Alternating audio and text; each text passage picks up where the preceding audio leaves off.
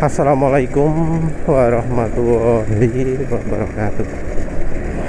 Beberapa modifikasi itu sebenarnya bisa ya kelihatan efeknya walau nggak dikendarai sendiri. Yang jelas kelihatan itu ya suspensi, karena suspensi itu mempengaruhi reaksi motor terhadap perubahan permukaan jalan. Tapi tentu kalau di motor maupun di mobil itu ya memang harus pada kondisi khusus ya, seperti misalnya kondisi tidur, jalan tidak rata, dan biasanya juga harus ada beda antara sendirian dengan berdua. Kecepatan juga penting, karena yang namanya suspensi itu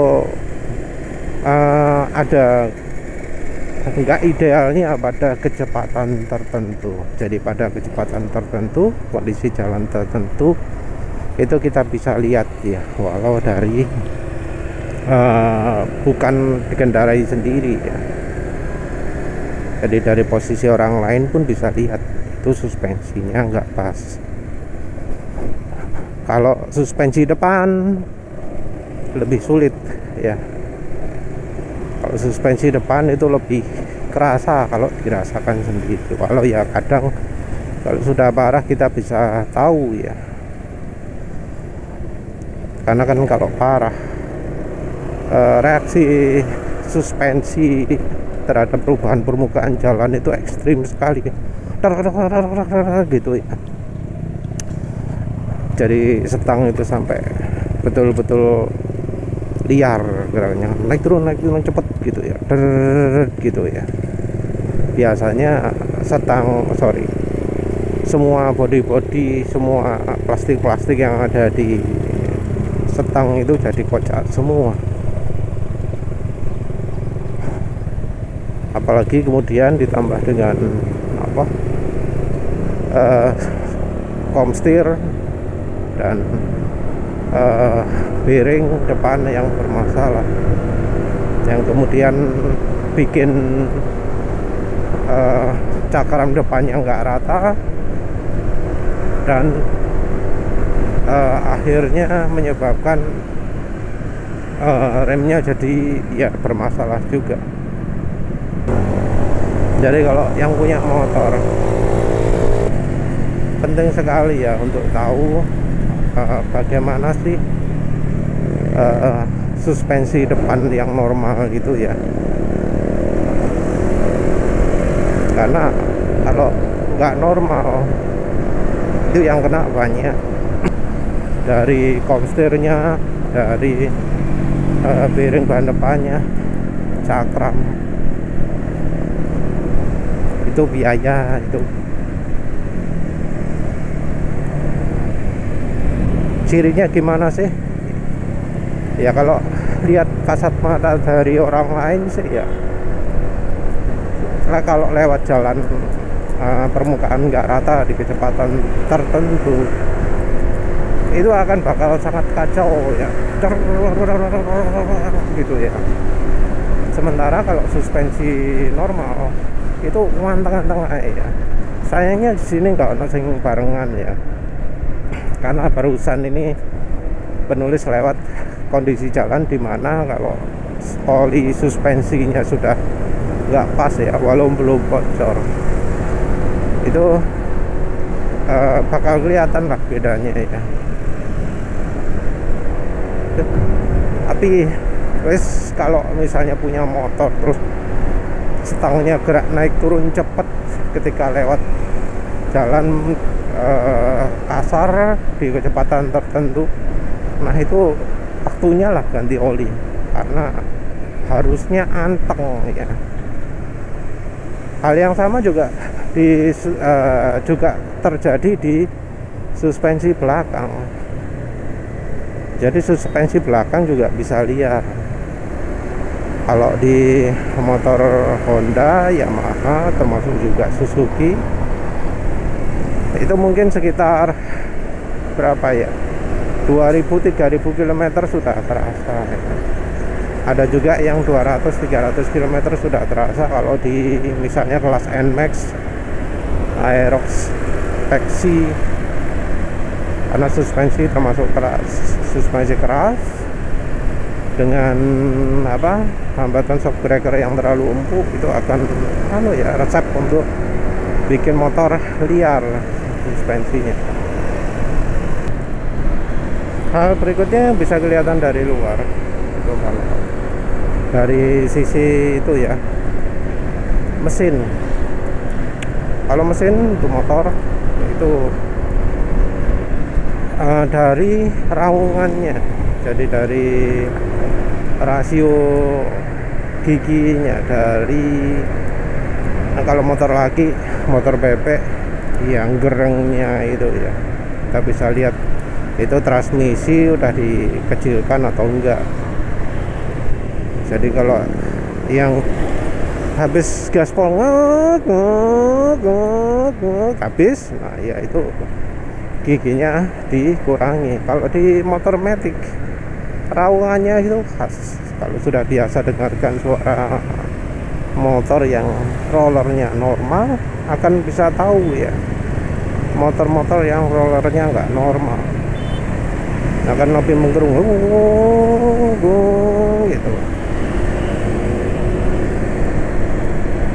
Sebenarnya roller lebih ringan itu ya ada manfaatnya juga, yaitu ya RPM-nya lebih gesit, terutama untuk tanjakan itu ya. Karena kalau untuk motor matic kan transmisinya nggak bisa dirubah.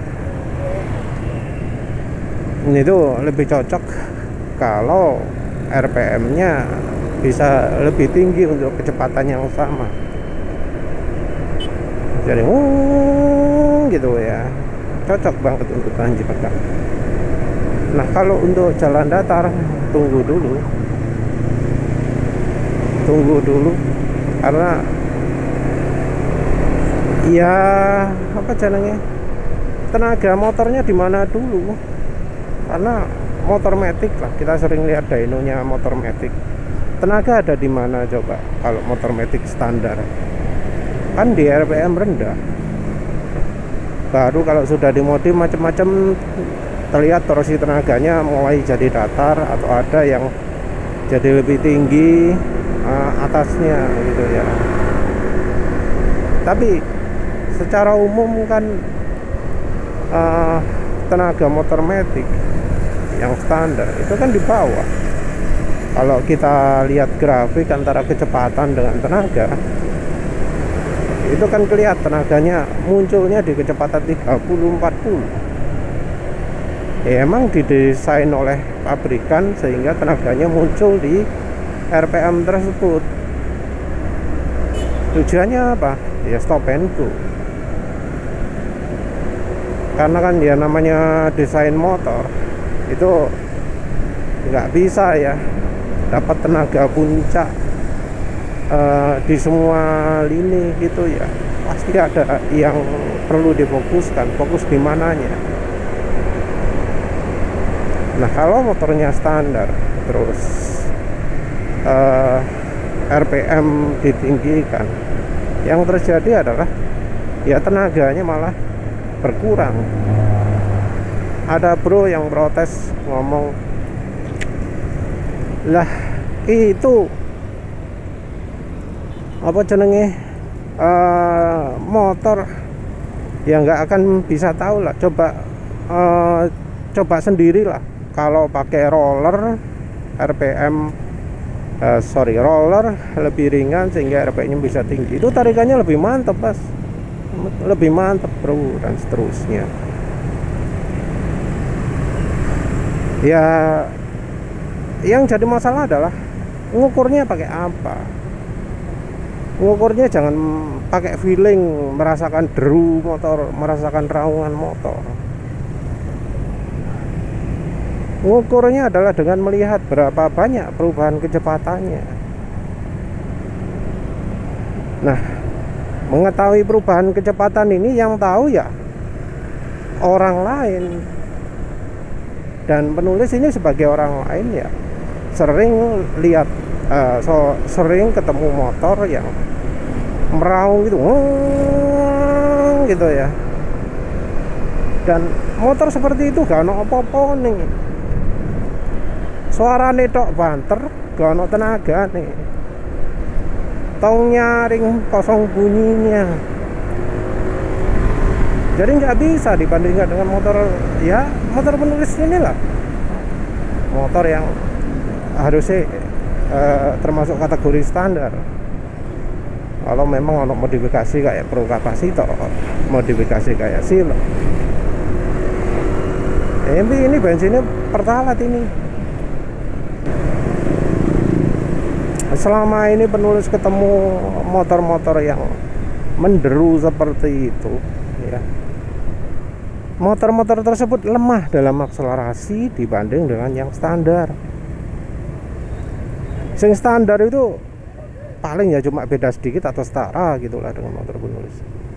Tapi motor-motor yang roller ringan, yang suaranya menderu gitu ya, rasanya kok semuanya lemah gitu loh,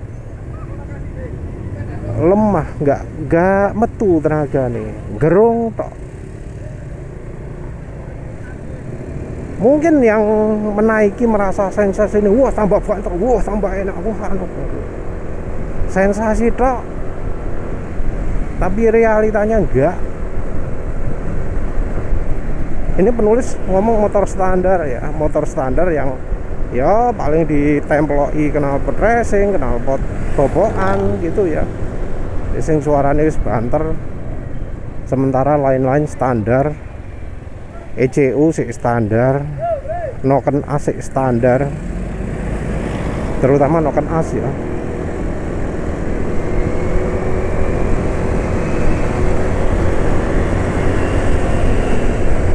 Motor noken A standar, wasio knalpot racing, ECU nih racing. Ya distribusi beratnya ada di mana itu? Apalagi ya kapasitasnya masih normal ya. Yang terjadi apa? Suaranya banter, menderune kayak apa, menggelegar gitu. Tapi ketika di lapangan ya memble. Dan jadinya apa? Rider-rider seperti itu jadi membentuk mentalitas nekat ya, membentuk mentalitas menghalalkan segala cara. Jadi mulailah memotong kendaraan lain, mepet-mepet, menyalip dengan resiko, ditinggukan, dibanter-banter. No. Karena apa? Karena kalau nggak mengandalkan jurus nekat, kalah dia. Kalau adu secara apa, jujur-jujuran, kalah dia.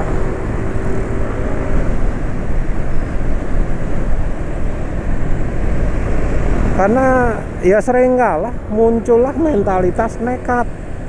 Oh, dipikir kalahnya kalah nekat, padahal kalahnya adalah karena salah dalam melakukan modifikasi. Jadi modifikasinya nggak lihat kondisi motornya, nggak lihat profil tenaga motornya. Jadi harusnya dia itu kalau modifikasi motor itu mereferensikan hasil dyno, tapi karena dia nggak lihat itu ya nggak ngerti. Yang jadi masalah juga adalah tukang dynonya. Orang dyno itu biasanya yang dilihat apa sih? RPM versus tenaga. Padahal ya kalau modifikasi roller, khusus roller terutama roller per apa jenenge, per CVT nya apa maneh, kampas ganda mungkin, apa maneh kerok rumahnya, berubah kemiringan ikune mangkokane. Itu yang perlu dicek adalah dyno, kecepatan versus tenaga. Lah pondok RPM.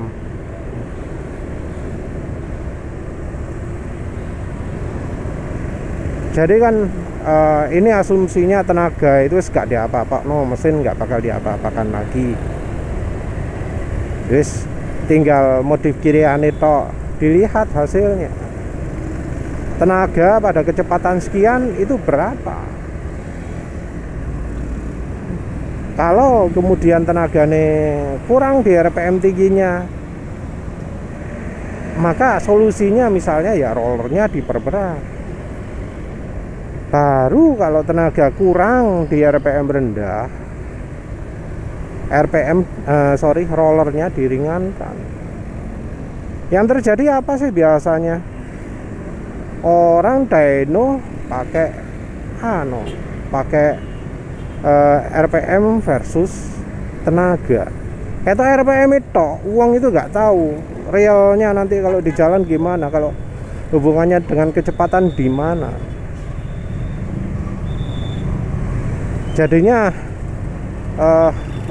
orang itu ya walau sudah melakukan dyno, oh itu ada yang gereng. Ayo coba ya sama ini ya.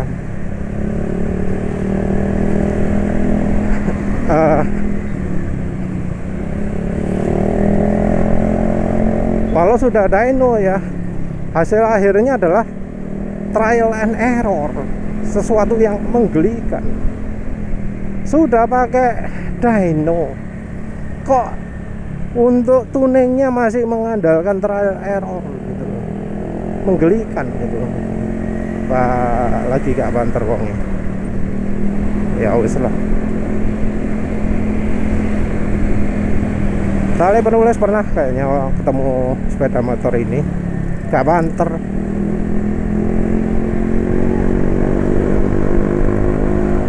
Jauh lah, jauh.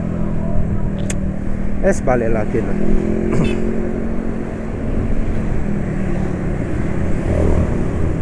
Ya kebanyakan orang itu apa ya, terlalu mementingkan sensasi sehingga ya nggak memperhitungkan kondisi realnya bagaimana ya.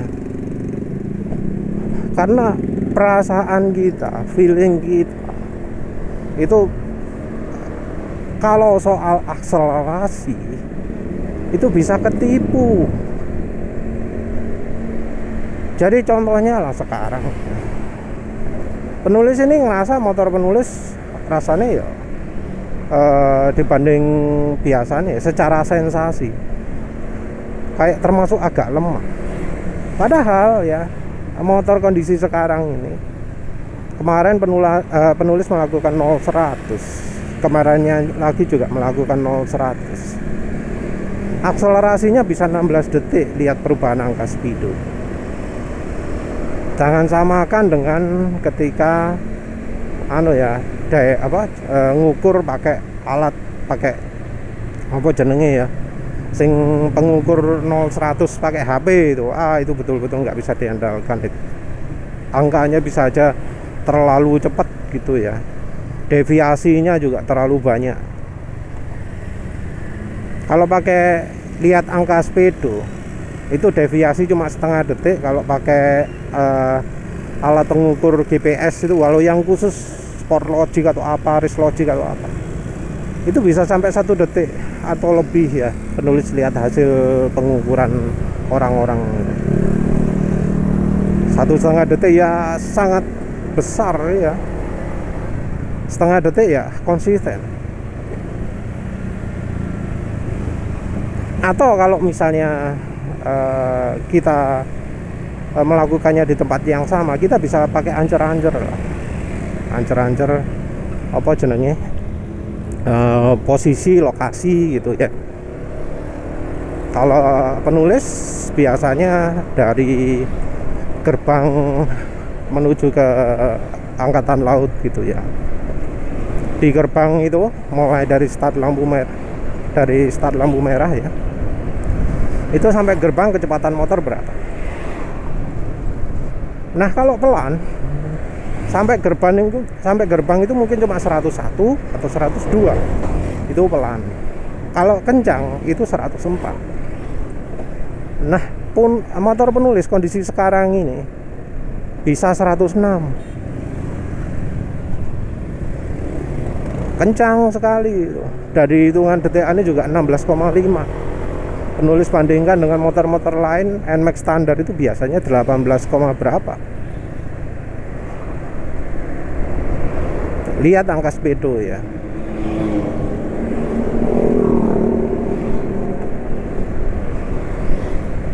Nah, motor kencang padahal, tapi penulis merasakan ini tenaga biasa-biasa. Jadi ada faktor peningkatan performa motor yang nggak apa ya, nggak bisa kita rasakan. Jadi seharusnya motornya itu terasa lebih, harusnya motornya itu kencang, tapi kita sebagai yang pakai nggak merasakan peningkatan tenaga ini. Nah, yang roller ringan ya juga sayangnya seperti itu. Mungkin suaranya enak, terus tenaga terasa spontan dan macam-macam. Tapi kalau nggak dilakukan dyno ya di lokasi yang sama, terus lihat ancer-ancer kecepatan ya kita nggak akan tahu apa bener motornya beneran jadi kencang. Bisa jadi setelah rollernya dibuat ringan, mungkin kitanya merasa mantep, enak, tapi angkanya turun. Dan selama ini penulis ketemu motor yang ya model yang kayak tadi, knalpotnya bobokan, rollernya dimodif, tenaganya nggak ono. Walau itu kayaknya sudah pakai ECU Racing, karena tarikannya bener-bener spontan, tot gitu ya. Suaranya tok banter, suaranya tok kayak mantap sekali. Padahal ya ternyata gak banter.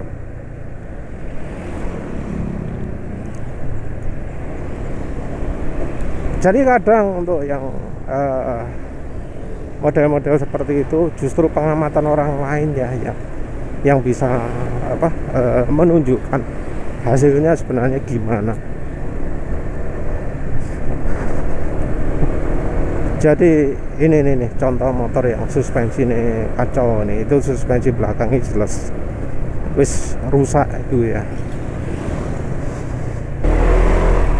Ada satu lagi sih ya, hal yang orang lain bisa lihat, kita itu nggak bisa lihat.